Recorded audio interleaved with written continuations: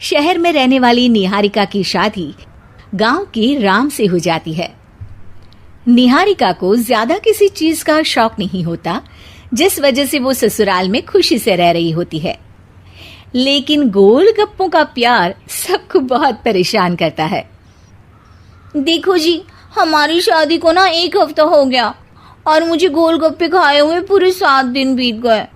इतने लंबे समय तक अपने गोलगप्पों के बिना मैं आज तक नहीं रही। ओहो, आई बड़ी गोलगप्पे खाने वाली। हुक्म तो ऐसे चला रही है जैसे तेरे पापा ने हमें यहाँ कोई दुकान खोल कर दी हो। बेटी तो दी है ना, अब उसे थोड़े गोलगप्पे तो आप भी खिला सकते हैं ना।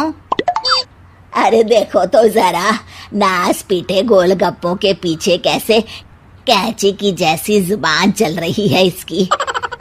देखिए मम्मी जी, आप भले मुझे कुछ भी बोलिए, लेकिन अपने गोलगप्पों के लिए मैं कुछ नहीं सुन सकती। हाँ, अरे मैं तुम्हें गोलगप्पे खिला दूंगा, थोड़ा सब्र तो करो।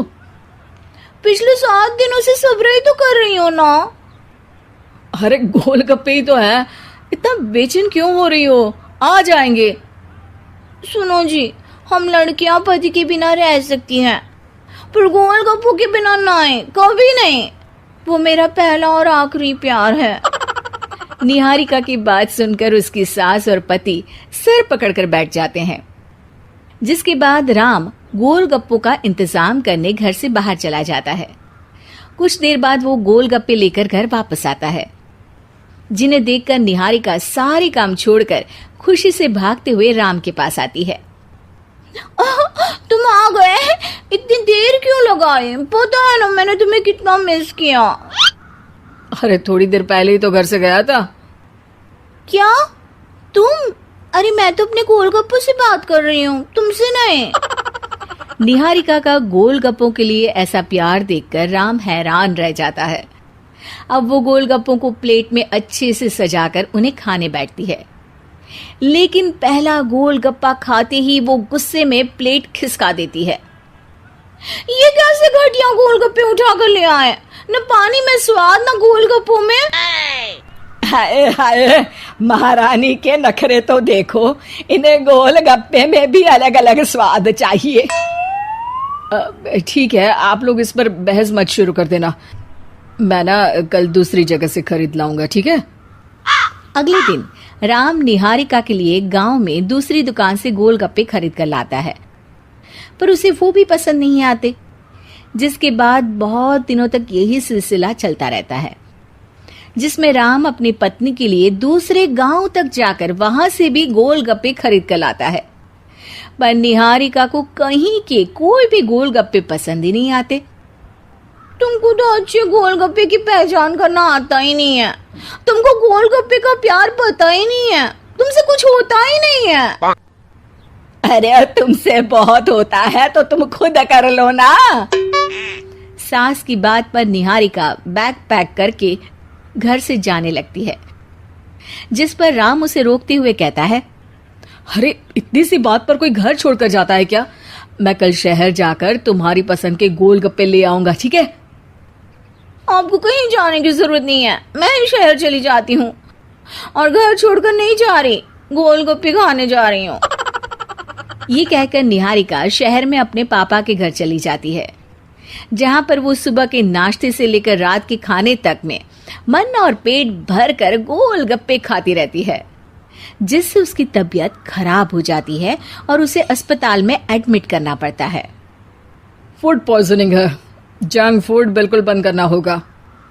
लो, बहुत गोलगप्पे गोलगप्पे करती रहती थी, कर दिया ना गोलगप्पे ने बीमार। और खाओ अब। माँ, इसके बारे में हम घर जाकर बात करेंगे।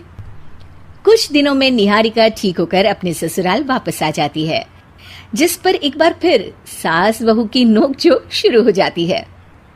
अब थोड़े दिन अपने प्यार से दूर रहना, नहीं तो इस बार सीधा भगवान के घर पहुंच जाओगी।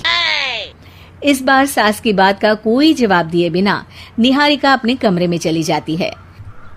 बीमार होने की वजह से निहारिका गोलगप्पे तो खा नहीं पाती, लेकिन अभी भी उसके मन में हर वक्त उन्हीं के ख्याल चलते रहते हैं।